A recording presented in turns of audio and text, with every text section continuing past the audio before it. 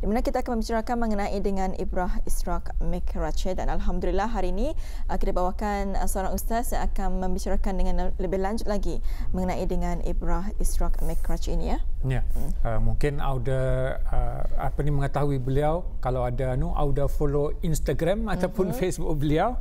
Bersama hadir di studio pada pagi ini Yang Mulia Ustaz Muhammad Yusof Abdul Majid. Assalamualaikum Ustaz, apa khabar? Waalaikumsalam warahmatullahi. Alhamdulillah. Baiklah. Dan kita seperti mana yang Intan katakan, kita akan mengetahui serba sedikit. Memang Ibrah Israq Mikraj ini tahun-tahun setiap menjalangnya bulan Rajab akan kita memperingatkan kembali tentang satu peristiwa.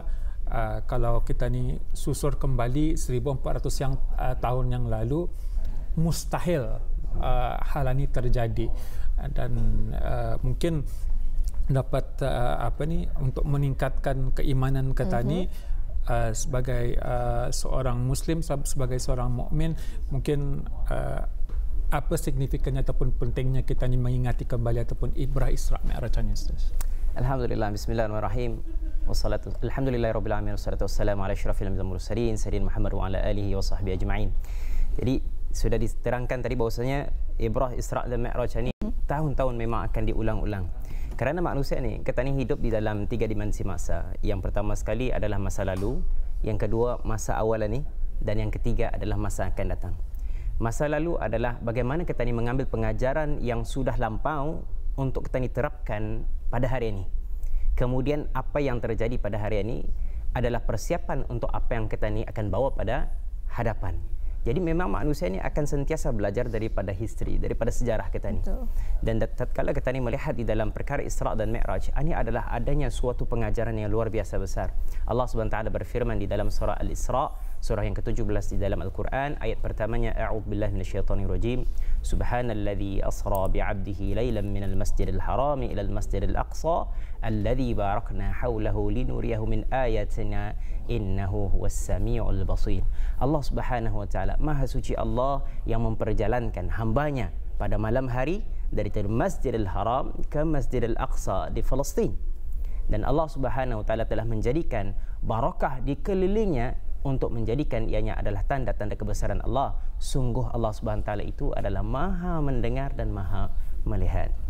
Jadi ini adalah sebagai suatu muqaddimah tatkala kita ni membicarakan kenapa pentingnya kita ni membicarakan adanya hari-hari kebesaran Islam, termasuk Isra' dan Mi'raj, termasuk hijrah dan sebagainya, adalah untuk kita ni mengambil pengajaran masa lampau itu untuk diterapkan pada hari ini dan persiapan untuk hadapan insya-Allah. Insya-Allah. Dan menerusi Isra' Mi'raj ini, mungkin boleh Ustaz terangkan sedikit tentang antara Ibrah yang dapat kita diperolehi menerusi peristiwa ini. Baik, alhamdulillah. Sejarah singkatnya, perjalanan ataupun peristiwa-peristiwa yang ada pada Isra' dan Mi'raj. Pertamanya, Nabi SAW menceritakan di banyak-banyak riwayat yang sahih mengenai tentang peristiwa-peristiwa yang berjalan. Dan banyaknya adanya pelbagai riwayat-riwayat dengan pelbagai cerita-ceritanya. Kita ni ambil yang ringkasnya. Tatkala Nabi SAW pada malam Isra' dan Mi'raj itu, Nabi SAW berada di Kaabah, berehat di antara tidur dan jaga. Didatangi oleh 2 orang malaikat, dan kita ni singkatkan saja. Kemudian Nabi SAW disediakan adanya buraq. Kita ni tahu ceritanya. Kemudian diiringi oleh Jibril alaihissalam.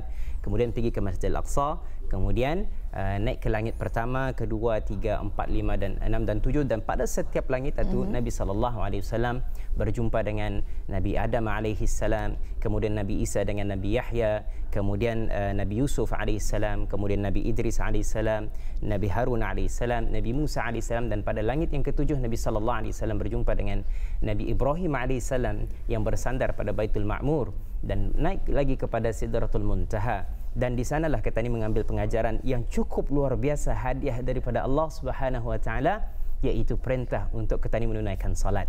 Yang pada awalnya Allah Subhanahu wa taala memerintahkan kepada kita ni untuk menyelesaikan ataupun melaksanakan 50 waktu. Subhanallah. Turun Nabi sallallahu alaihi wasallam kepada Nabi Musa pada langit yang ke-6. Kata Nabi Musa, apa yang telah diwajibkan Allah kepadamu? Nabi Muhammad sallallahu alaihi wasallam menjawab, Allah Subhanahu wa taala memerintahkan kepada umatnya 50 waktu. Dan Nabi Musa AS memberikan cadangan, pergilah balik kepada Allah SWT, mintalah kurang lagi. Dan dikurangkan oleh Allah SWT 5 waktu, akhirnya sampai 5 waktu. Dan ataupun Nabi Musa AS, ya Muhammad, minta lagi ringan pada Allah SWT, kerana aku ada memiliki pengalaman bersama dengan Bani Israel dan amat sangat berat bagi bizdia. Maka Nabi Muhammad sallallahu alaihi wasallam mengatakan ia malu untuk berjumpa pada Allah Subhanahu wa taala kerana terlalu banyak berulang-aliknya. Maka Allah Subhanahu wa taala berfirman dengan mengatakan setiap waktunya yang 5 ni, setiap waktunya itu adalah menyamai dengan 10 waktu seperti mana awal asalnya. Dan kadang-kadang kita ni bertanya, Ustaz, kenapa Allah Subhanahu wa taala yang bagi saya daripada 50 waktu taruh saya bagi 5? Dan ini ada pengajaran yang luar biasa besar ni. Nabi SAW ulang alik daripada 50 pagi sampai diberikan 5 tu. Apa ibrah di belakang sana? Kenapa dia bagi taruh 5 saja? Subhanallah, salah satu ibrahnya adalah Allah Subhanahu Wa Taala, Tuhan kita ni adalah Al-Mujib, sangat amat mengabulkan doa. Allah Subhanahu Wa Taala ni Al-Karim, Maha Pemurah. Allah Subhanahu Wa Taala Allah As-Sami' yang Maha mendengar. Apapun rintihan kata ni, walaupun berulang kali, Allah siap mendengarnya. Allah siap memberikan pada hambanya. Kata ni diuji pada saat ini dengan ujian yang luar biasa. Maka tidaklah Allah Subhanahu Wa Taala jemu mendengarkan rintihan dan munajat hambanya. Seperti mana yang dikatakan ulama Faris, al-ijabah ala qadri al-istijabah. Ijabah, yakni pengabulan doa kata ni itu bergantung seperti mana bersungguhnya kata ni menyahut seruan Allah SWT.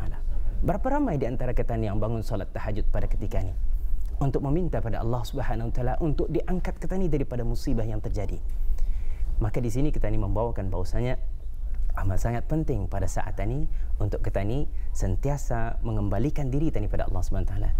Nabi SAW yang seperti mana yang disampaikan oleh Sayyidina Huzaifah, beliau mengatakan kana Nabi sallallahu alaihi wasallam idza hazabahu amrun shalla.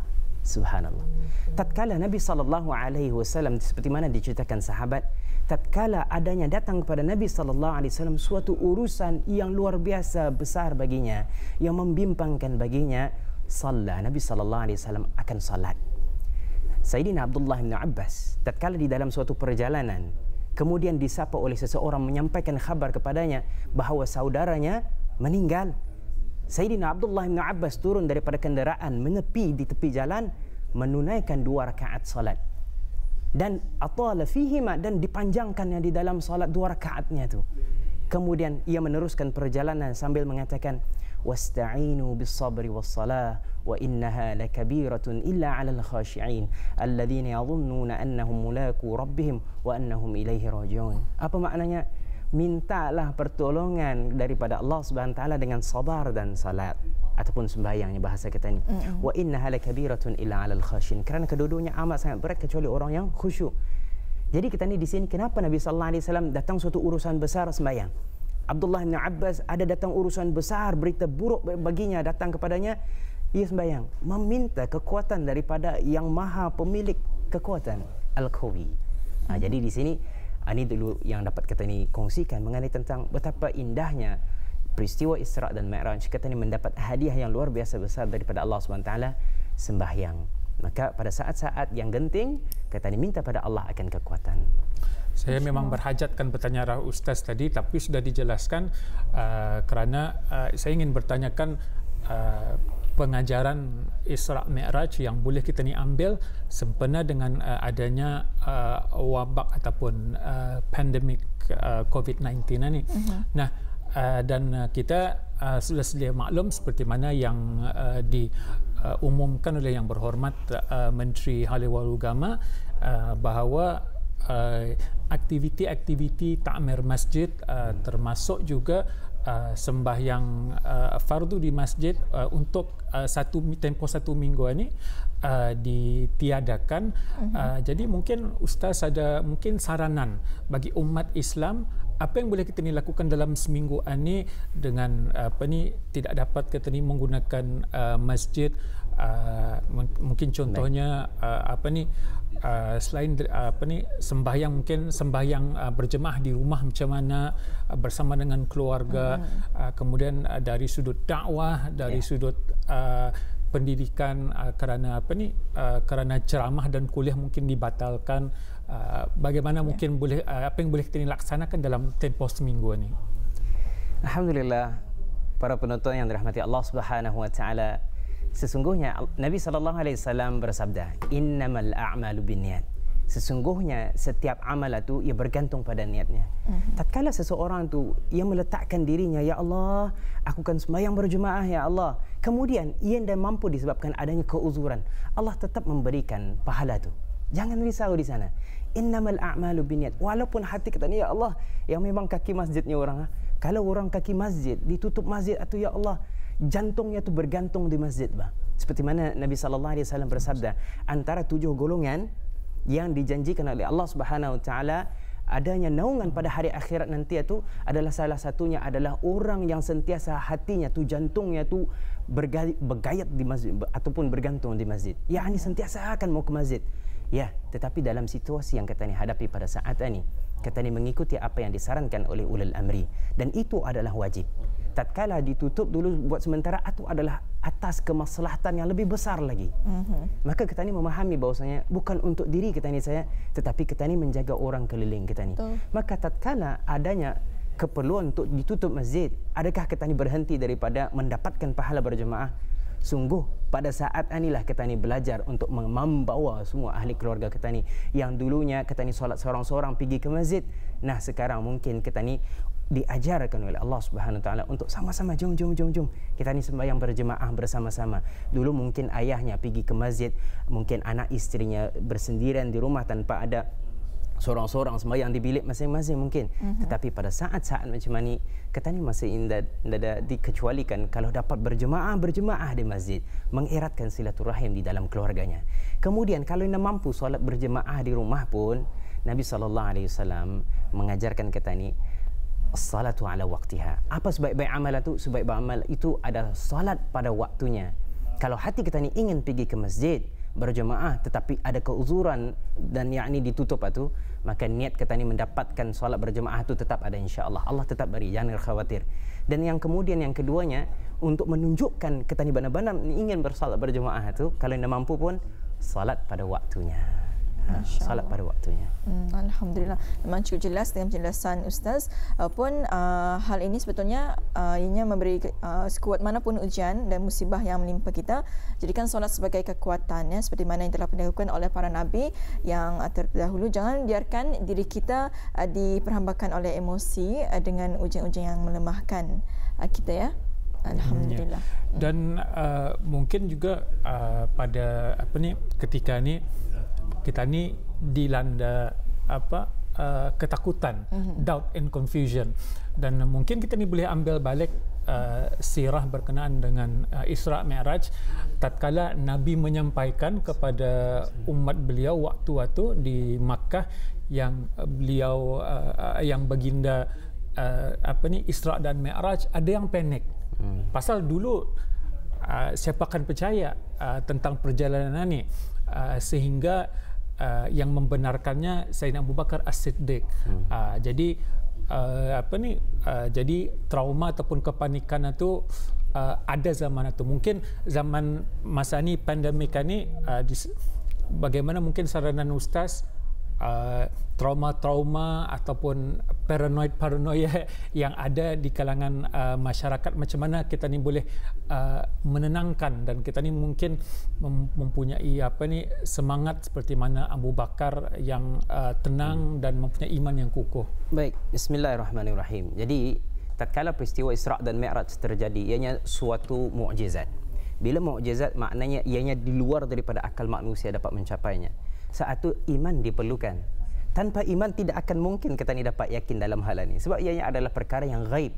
Pergi daripada Masjidil Haram ke Masjidil Aqsa, 7 langit ke atas, kemudian turun lagi balik hingga sampai semalam. Dan ini adalah memerlukan keimanan. Tetapi yang penting di sini adalah di dalam perkara yang kita ni hadapi pada saat ini, untuk mengelakkan daripada panik dan sebagainya itu, untuk kekal menjaga ketenteraman dan harmoni masyarakat itu, kita ni bergantung pada Allah SWT.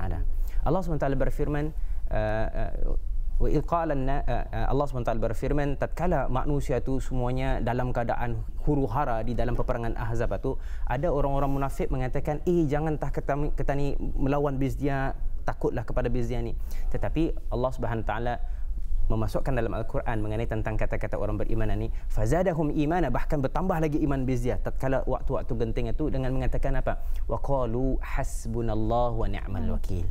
Hasbunallah wa ni'mal, cukuplah bagi kami Allah Subhanahu Wa Taala sebagai wakil kita ni. Jadi kita ni di sini diajarkan oleh Allah Subhanahu Wa Taala untuk sentiasa bergantung pada Allah Subhanahu Wa Taala. Tidak ada tempat yang lebih kokoh untuk kita ni bersandarkan kepada suatu kegentingan. Sembahyang tadi amat penting kerana apa? Di dalam sembahyang adanya istighfar. Nabi SAW bersabda, barang siapa yang melazimkan istighfar, Allah Subhanahu Wa Taala akan mengeluarkan baginya daripada kesempitan jalan keluar, daripada apa yang merundumkan ia di dalam kesedihan, Allah akan lapangkan baginya, dan Allah akan memberikan kepadanya rezeki daripada arah yang ia hendak tahu. Jadi Rabbighfirli warhamni wajburni warfa'ni warzuqni wahdini wa'afini wa'fu anni. Kita ni minta pada Allah keampunan, kita ni istighfar pada Allah Subhanahu Wa Taala.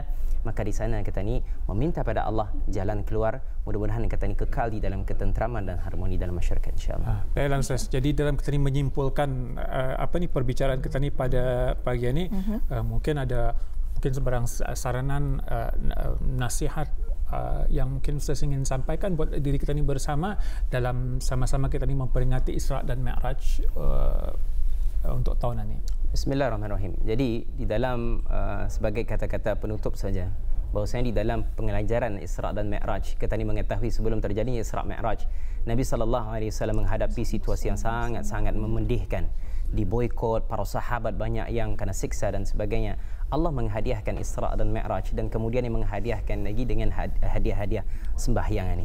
Maka di sana kita ni mengambil pengajaran, apapun yang kesulitan yang kita ni hadapi, selesaikan dengan sembahyang. Kita ni minta kekuatan daripada Allah SWT dengan sembahyang ini. Dan kita ni lazimkanlah istighfar, kita ni lazimkanlah dengan membaca hasbunallah, hasbiyallahu ni'mal wakil, ni'mal maula wa ni'mal nasir, untuk sentiasa memberikan kekuatan pada diri kita ni. Kokohkanlah sembahyang kita ni, mudah-mudahan Allah SWT mengeluarkan daripada apapun musibah yang kita ni hadapi, insya-Allah. Insya-Allah, masya-Allah. Itu dia baru saja kita ikuti bersama Ibrah Isra' Mi'raj. Walaupun kita ucapkan terima kasih kepada Yang Mulia Ustaz Muhammad Yusof Haji Abdul Majid, memang cukup jelas dan memang kita mendapat berbagai manfaat sebetulnya menerusi wawancara sebentar tadi. Ya, terima kasih sekali Ustaz kerana bersama. Mudah-mudahan kita berjumpa lagi di lain kesempatan, insya-Allah.